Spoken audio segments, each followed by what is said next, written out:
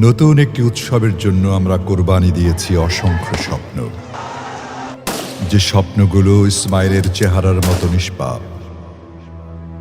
আমাদের অসংখ্য সাথী খালিদ বিন ওয়ালিদের তলোয়ারের রহস্য খুঁজতে খুঁজতে নিজেকেই বিক্রি করে দিয়েছে মহামহিম আল্লাহর কাছে।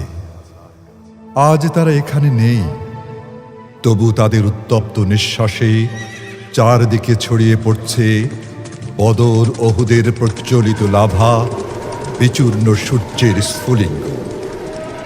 আমাদের কোনো ভয় নেই। আমাদের কলিজার ভেতর লুকানো আছে পূর্বপুরুষদের দ্বিখণ্ডিত হওয়ার গল্প। শরীরের প্রতিটি হাড় থেকে গোশত তুলে নেয়ার পরও পর্বতের মতো অবিচল থাকার বিরল দৃশ্য গেঁথে আছে আমাদের দৃষ্টির আলোক পর্দায়। পৃথিবীতে এমন কোনো করাত নেই যা আমাদের ঈমান টুকরো করতে পারে। এমন কোনো লৌহ চিরুনি নেই যা আমাদের সাহসকে দেহ থেকে বিচ্ছিন্ন করতে পারে। জালিমের ফাঁসির দড়ির চেয়ে আমাদের জুতার ফিতাও অধিক মূল্যবান।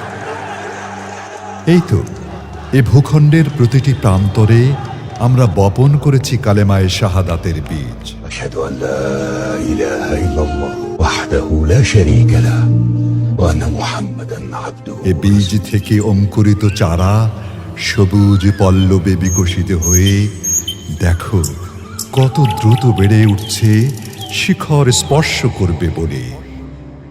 কত দ্রুত প্রসারিত হচ্ছে তার ছায়া, কত দ্রুত তার প্রতিটি ডালে বয়ে যাচ্ছে যৌবনের মাতাল হাওয়া।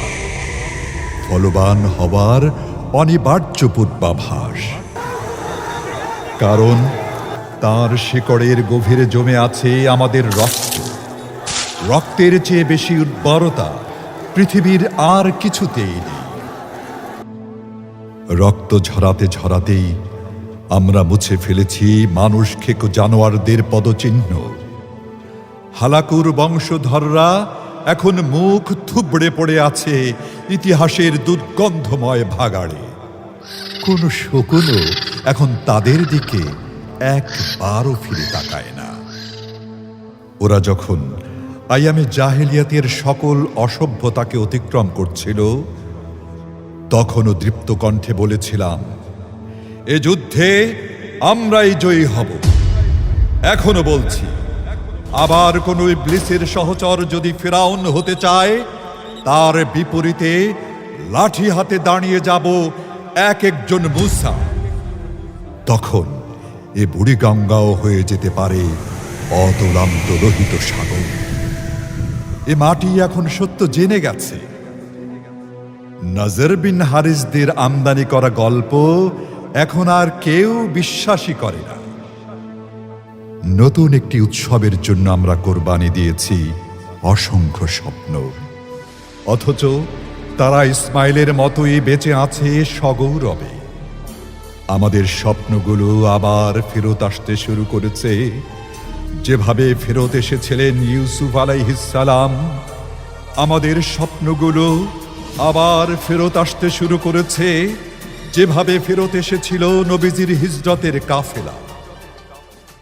আমাদের স্বপ্নগুলো আবার ফেরত আসতে শুরু করেছে, একদিন ঈদুল আজহার মতো নতুন একটি বিজয় উৎসবে আমাদের দস্তরখানে নেমে আসবে বেহেশতি দুম্বা ইনশাআল্লাহ।